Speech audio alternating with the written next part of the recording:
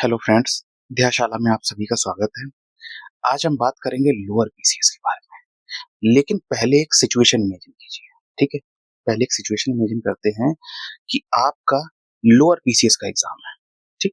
Lower PCS का exam है, आप एग्जाम हॉल में बैठ गए पेपर देने के लिए, ठीक है? पेपर आपके हाथ में है। आपने पहला क्वेश्चन देखा, नहीं आता।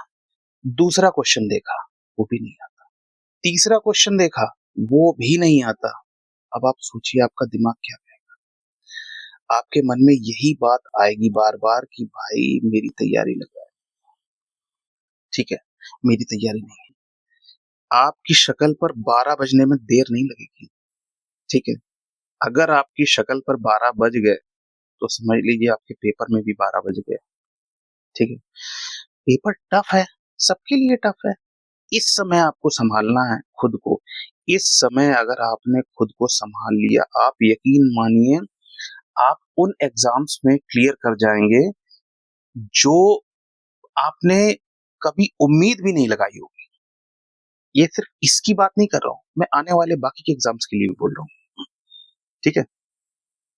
तो अब हम अपना मेन टॉपिक पर आते हैं कि अगर लोअर पीसीएस का पेपर टफ आ जाए, ठीक है, लोअर पीसीएस का पेपर टफ आ जाए तो वो कौन सी 5 गलतियां हैं जो हमें नहीं करनी है, ठीक है। अगर ये 5 गलतियां कर दी तो फिर बाद में आप पछताओगे, ये ध्यान रखना। आपको क्या चीज ध्यान रखनी है, ना तो डरना है ना परेशान होना है। आपको चीजें अब मैनेज करनी है, ठीक है। अब चीजें आपको मैनेज करनी है। तो 5 गलतियां कौन कौन सी हैं, एक एक करके हम लोग देखते हैं, ठीक है। सबसे पहली गलती, सबसे पहली गलती आ गई आपका ईगो, ठीक। कैसे ईगो हो गया आपका? आप देखिए, आपको कोई क्वेश्चन है, आप ये क्वेश्चन 30 सेकंड में कर सकते हैं। आप पता चल गया कि ये हम क्वेश्चन कर पाएंगे या नहीं कर पाएंगे। उसके बावजूद आपने उसमें 1 मिनट दिया, उसके बावजूद आपने उसमें 2 मिनट दिया, उसके बावजूद आपने उसमें 3 मिनट दिया। 3 मिनट तक, 3-3 मिनट तक आप एक क्वेश्चन में फंसे रह रहे हो। आप सोचो क्या गलती कर रहे हो। सब कुछ जानने के बाद भी, सब कुछ पहचानने के बाद भी आप इतनी बड़ी गलती कर रहे हो। आप राउंड के हिसाब से काम ही नहीं कर रहे हो। आपने क्या करा, एक रैंडम उठाया। अब वो जमाना नहीं है, आप बात समझिए। अगर आपने साइंटिफिक अप्रोच नहीं अपनाई, आप कब पेपर से बाहर हो जाओगे आपको पता भी नहीं चलेगा। आप बहुत अच्छे हो सकते हो, आप बहुत अच्छे हो सकते हो मॉक्स में, ठीक है, मॉक लगा रहे हो, बहुत अच्छे हो सकते हो। एग्जाम में कितने ही स्टूडेंट मैं आपको बता सकता हूँ, मॉक में उनके मार्क्स 70, 80, 85, और जब एग्जाम करके आते हैं, ठीक है, एग्जाम हॉल में, मुझे एक याद है, शायद उसके पेट 25 में मेरे ख्याल से आई थिंक 95 96 परसेंटाइल के आसपास था। लेकिन लेखपाल के एग्जाम में वो 50 से 55 करने में उसकी हालत खराब हो गई, ठीक है। इतना इतना दिक्कत हो गई। क्यों? क्योंकि राउंड वाली अप्रोच नहीं अपनाई। राउंड वन में आपको क्या करना है, इजी, जितने क्वेश्चन इजी हैं R1 में वो सारे इजी क्वेश्चन उठाने हैं। कुछ भी नहीं, सिर्फ और सिर्फ इजी क्वेश्चन उठाने हैं, उसको टिक करना है, ठीक है। राउंड टू में आपको वो 50-50 वाले हैं, ठीक है, जिनमें आपको लगता था कि हाँ इसको हम कर सकते हैं यार, इसमें हम चांस ले सकते हैं, वो राउंड टू में ही रखिएगा। और राउंड थ्री में आप वो टफ क्वेश्चन रखिएगा जिनको आपको लगता है कि नहीं, ये अगर ये R1 R2 R3 की साइंटिफिक अप्रोच आपने अपना ली, आप बहुत आराम से कर लेंगे, ठीक है। ये पहली गलती की बात हो रही। तो एक क्वेश्चन में आपको 15-20-30 सेकंड से ज्यादा नहीं अटकना है, ठीक है। आपको इससे ज्यादा टाइम नहीं देना है, बहुत आराम से आप पेपर सॉल्व कर ले जाओगे, ठीक है। ईगो नहीं लाना है कि नहीं नहीं मुझे ये क्वेश्चन सॉल्व ही करना है। गलती नंबर 2, कहीं पे निगाहें कहीं पर निशाना, ठीक है।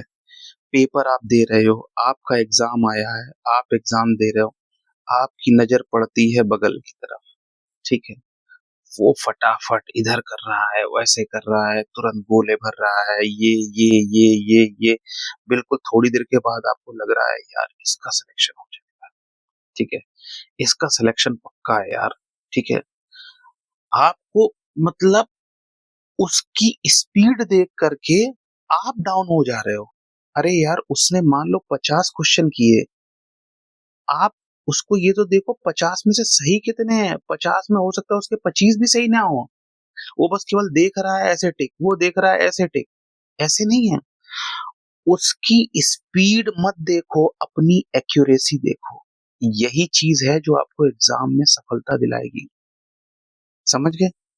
आपको अपना पेपर देखना है, अपनी स्ट्रेटजी देखनी है, अपनी एक्यूरेसी देखनी है, ठीक है।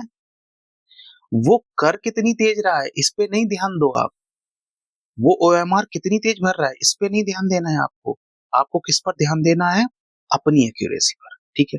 तो दूसरी गलती क्या करनी है, आपको इधर उधर चक्कर मकर नहीं करना है, ठीक है, कि आप इधर देख रहे हैं, उधर देख रहे हैं, इधर देख रहे हैं, उधर देख रहे हैं, कॉन्फिडेंस लूज कर दोगे आप, ठीक है। ये गलती नहीं कर रही, ये दूसरी गलती। बहुत इंपॉर्टेंट चीजें हैं ये, आपको लग रहा होगा अरे ये सब हमें पता है, ये सब हमें मालूम है, ये बार बार चीजें दिमाग में रखनी बहुत जरूरी है। पता सबको है, ठीक है ना, वही वाली चीज है। तो अब आपको गलती नंबर 3 क्या नहीं करनी है, आपने पेपर देखा, टफ टफ पेपर आया, पहले शुरू के 10 क्वेश्चन देखे और आपको उनमें से नहीं आ रहा है, अब आप क्या करोगे, ठीक है।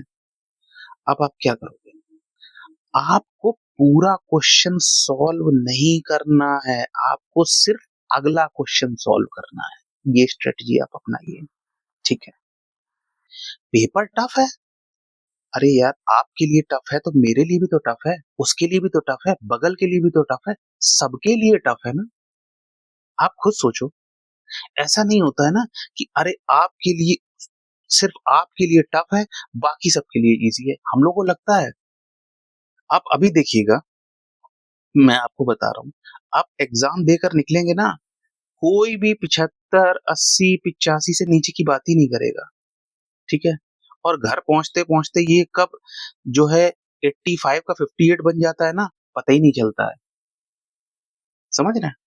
तो ये पर्सनल एक्सपीरियंस है भाई, बहुत एरे देखे हैं, एग्जाम में बैठते हैं, ठीक है, एग्जाम में कुछ और उनकी अप्रोच रहती है और जब रिजल्ट आता है ना तो अता पता नहीं रहता उनका, ठीक है, कब लिस्ट के बाहर निकल जाते मालूम नहीं रहता।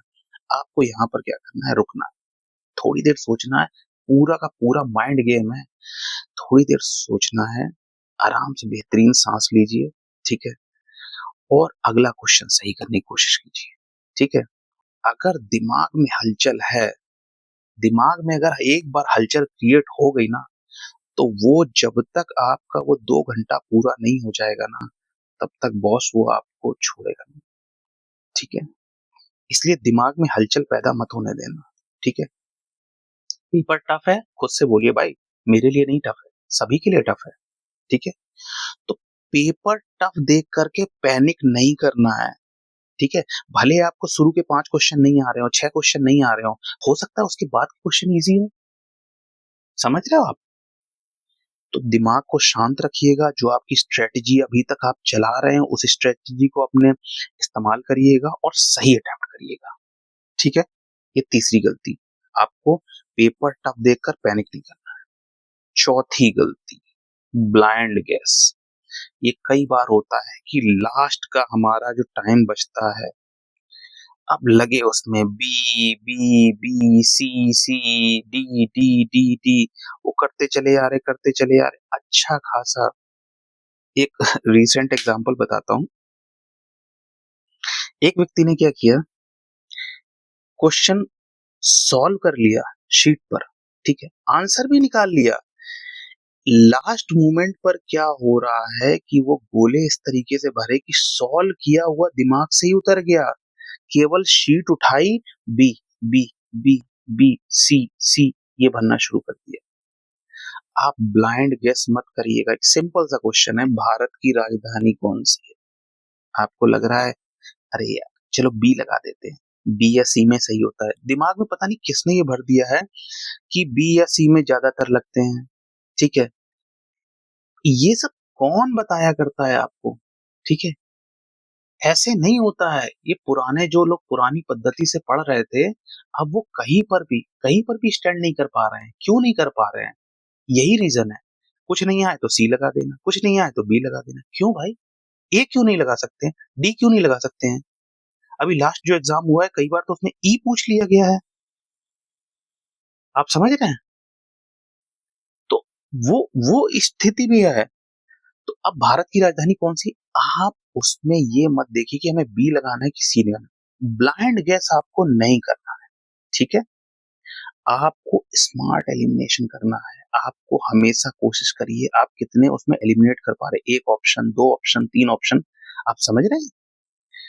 आपको हर सवाल अटेम्प्ट करना जरूरी नहीं है। आपको सही सवाल अटेम्प्ट करना जरूरी है। ये लाइन बहुत बहुत बहुत इंपॉर्टेंट है। हर सवाल इंपॉर्टेंट करना जरूरी नहीं है। हर सवाल जो है अटेम्प्ट करना जरूरी नहीं है। सही सवाल, सही सवाल अटेम्प्ट करना जरूरी है। समझ गए? लॉजिक लगाओ, दो ऑप्शन एलिमिनेट करो, फिर बेस्ट ऑप्शन चुनो। ठीक है, लॉजिकली करो।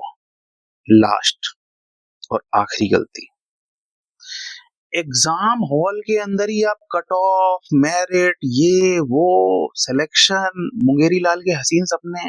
अरे कहाँ खो गए भाई आप? कहाँ खो गए आप?